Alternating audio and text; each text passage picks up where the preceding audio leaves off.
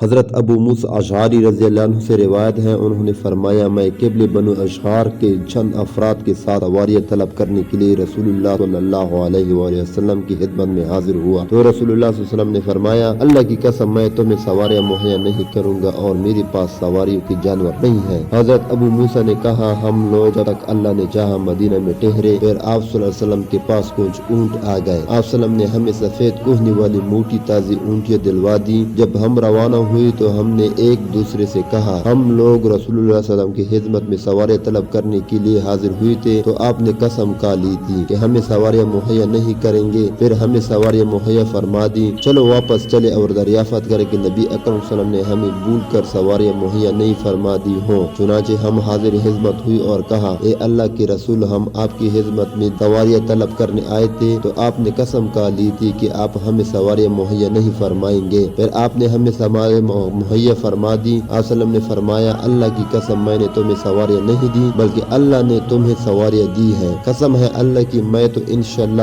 جو بھی قسم کھاؤں گا پھر مجھے دوسری صورت قسم پوری کرنے سے بہتر معلوم ہوگی تو میں اپنی قسم کا کفارہ دے دوں گا اور بہتر کام کر لوں گا، یا فرمایا میں بہتر کام کرنے والوں کر لوں گا اور اپنی قسم کا کفارہ دے دوں گا۔ دوسری احادیث میں حضرت عدی بن حاتم رضی اللہ عنہ سے روایت ہے رسول اللہ صلی اللہ علیہ وسلم نے فرمایا جو شخص کوئی قسم کھائے پھر دوسری چیز اس سے بہتر معلوم ہو تو اسے چاہیے کہ بہتر کام کر لے اور اپنی قسم کا کفارہ ادا کرے۔ جزاک اللہ۔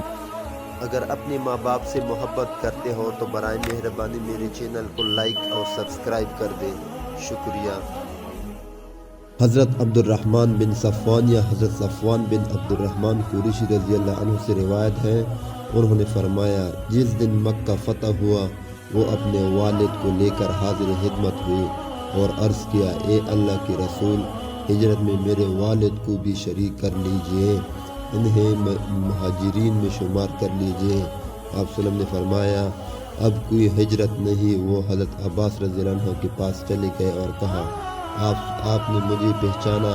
عباس رضی اللہ عنہ نے کہا ہاں۔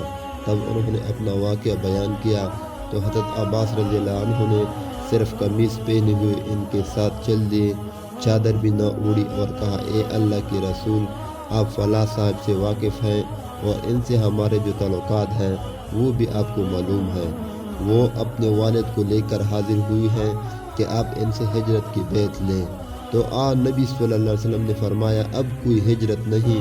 حضرت عباس رضی اللہ عنہ نے کہا میں آپ کو قسم دیتا ہوں۔ اس پر نبی صلی اللہ علیہ وسلم نے ہاتھ بڑھا کر ان صاحب کا ہاتھ چوم لیا اور فرمایا میں نے اپنے چاچا کی قسم پوری کی اور ہجرت کوئی نہیں۔ یہ روایت یزید بن ابی زیاد کی سند سے بھی اسی طرح مروی ہے۔